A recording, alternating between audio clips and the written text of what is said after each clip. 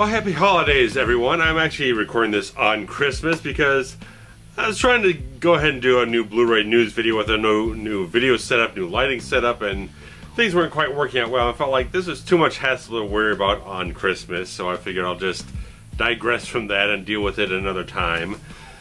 But I want to give you guys a little bit of a special thing here because obviously there's been special things. We dropped the fantastic Die Hard commentary that Steve, Trent, and myself all did together for the first time, all three of us, and just other stuff. I dropped the Collateral review a couple days ago, and regardless of that, I just want to give you guys a little bit of preview of what's coming up in the next couple of weeks, and definitely some things I've gotten recently, and a little bit of something I got for Christmas is that my camera is now sitting on a brand new Polaroid tripod, because the one I've had since pretty much since I started doing the video movie reviews here on YouTube almost 5 years ago. So it's shocking to me. It's been 5 years almost. Like at the beginning of February of 2018, it's going to be 5 years since I started doing this.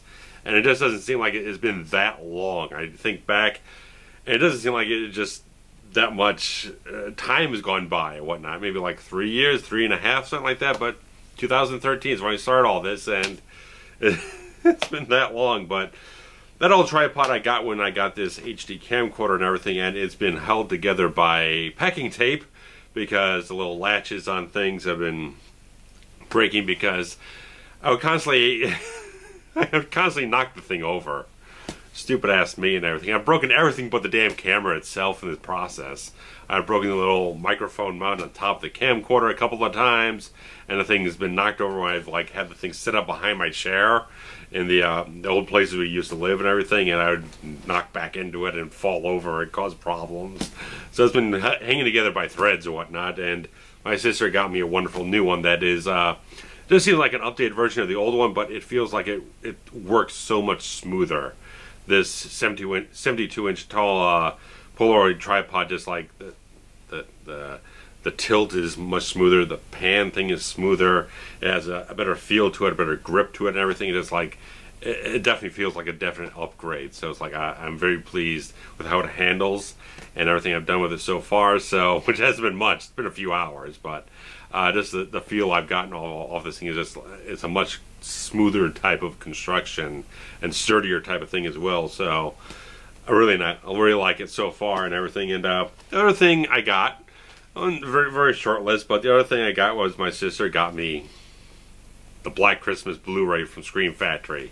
The slipcover's a little damaged or whatnot, but I'm not gonna cry over it. I've kind of stated a couple times, like it's kind of like nice to have these things, but I'm not like an assessing collector. Is like I need to have everything perfect and pristine. It's like if I got it, it's okay, it's nice, it looks good on the shelf or whatnot, but I'm not gonna cry if there's a couple of little nicks or little things going on with it.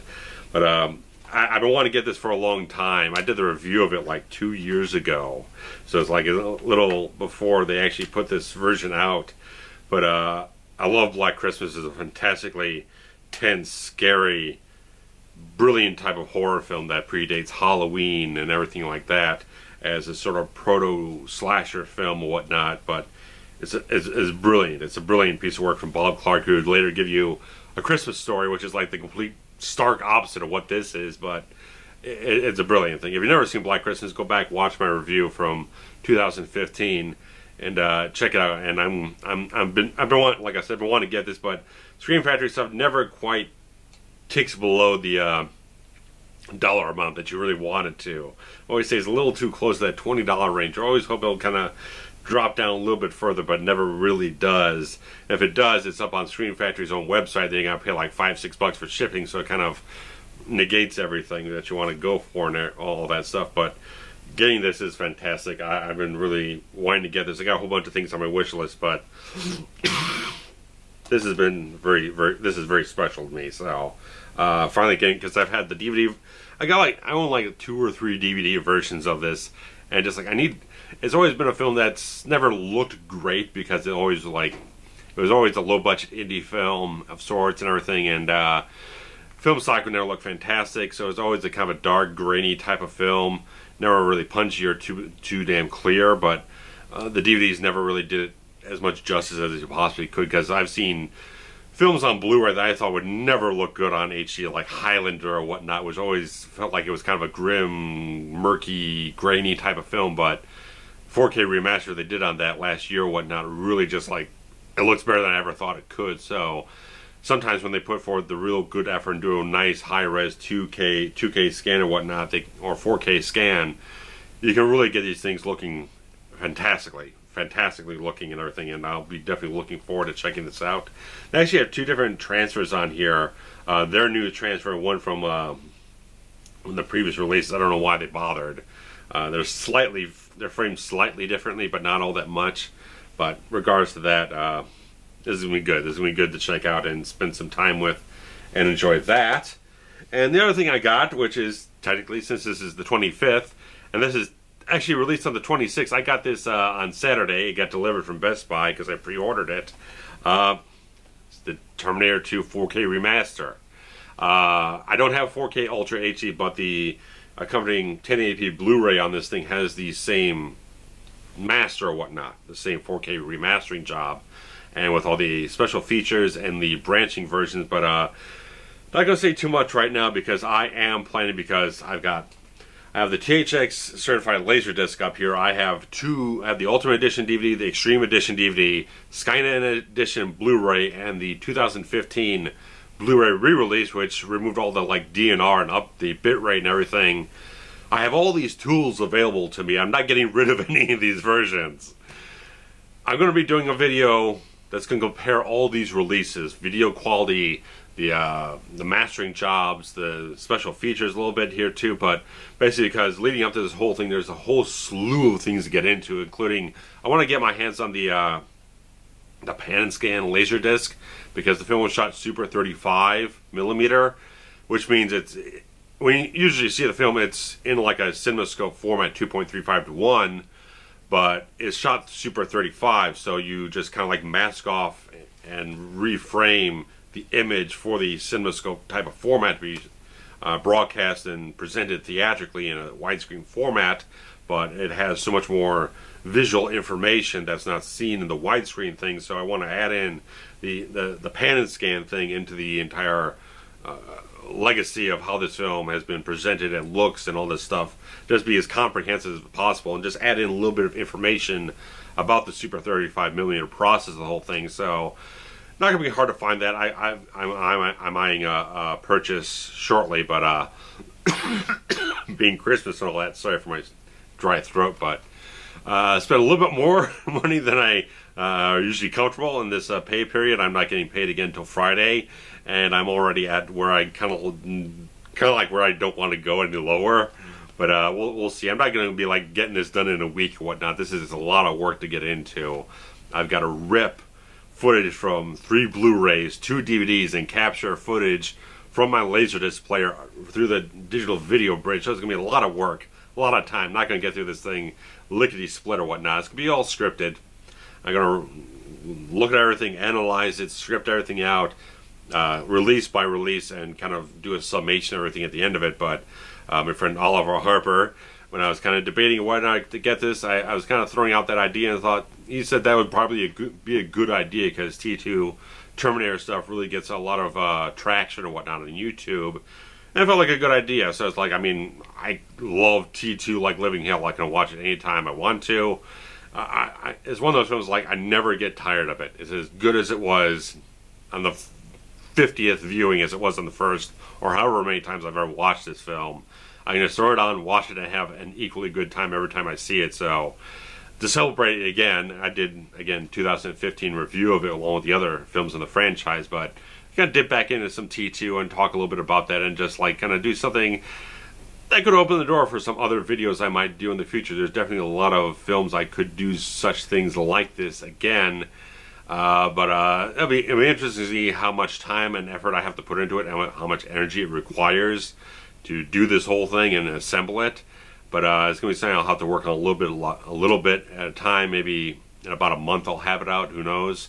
But right now it's just like I haven't even really started working on it. I have other things in the pipeline ahead of that. But there's definitely a lot to say about this. I'm surprised there's no review up on Blu-ray.com yet. High Def Digest, I think, or someone. There is one of the websites out there that does have comprehensive reviews of this whole thing. And the version that's released in the UK is the same one that's being released here. Just the fact that there's no 3D Blu-ray version being released stateside. So, regards to that, all the technical specs, the details, the remastering job, it's all consistent from their stuff overseas, from the Studio Canal to the Lionsgate release here. And there's a lot to say. I did talk about when I first moved in here and posted up the video update in September about seeing the 3D version in the theater. There's a lot more to say now that I have all the tools available to me to see the different versions of how this film's been mastered and color timed and all these different things. There's going to be a lot to talk about, and let's just throw out there right now that if you do get this, the seamless branching of the special edition and extended ultimate edition are not remastered. So all the footage they'll cut from the HD 4K remastered shot with the new color timing and all this different stuff, the new contrast, and then you go back to the old master with the old color timing that looks very jarring. It's not the way to watch the film. It even says the best way to watch this film in a consistent format is to watch the theatrical cut. So there is a laziness involved with this release that I'm definitely going to be pinpointing a lot of stuff of this. So it's not just a review of this. Ultimately, it's kind of comes down to that. That's the most you're probably going to get out of it at the end of the day about a purchasing option. But overall, you're just going to get an overall view of what the evolution of Terminator 2 has been through home video. So that's the intention there. And I am planning a bunch of scripted reviews. I'm trying to do something a little bit different. I'm still going to do the regular reviews that you've always seen on the channel, but I'm just looking to do some other things as well. So Terminator 2 is going to be like that. And I finally picked these up because there was a couple weeks ago, there was like a $5 off coupon at deepdiscount.com. And so I picked up FX and FX2. So Murder by Illusion and The Deadly Art of Illusion. The sequel's not as good, but they're fun flicks. They're really good stuff, and I'll be hopefully be doing scripted reviews for those and covering those in a short form format shortly. In the next month, I'll be doing little scripted reviews of both of these to get a little something out of it, because I don't think I can get a full-fledged type of thing out of these films, but I think they're a nice, fun pair of films to really kind of get into and kind of spread the word about and everything. These are Kino Lorber releases, so they typically do a very nice, clean job of getting some nice masters done for them, new scans and everything, and throw in, usually not big on special features, but there's one of them has an interview with the director, another one has making a feature that's probably very archival and whatnot, but if they throw stuff on there, it's a nice little extra treat or whatnot to throw in there. And like I said, their transfers are usually pretty nice.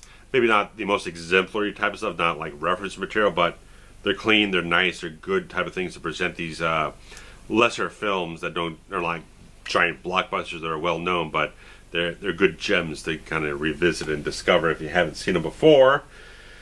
And a week ago, something like that, I just started getting a Star Trek vibe.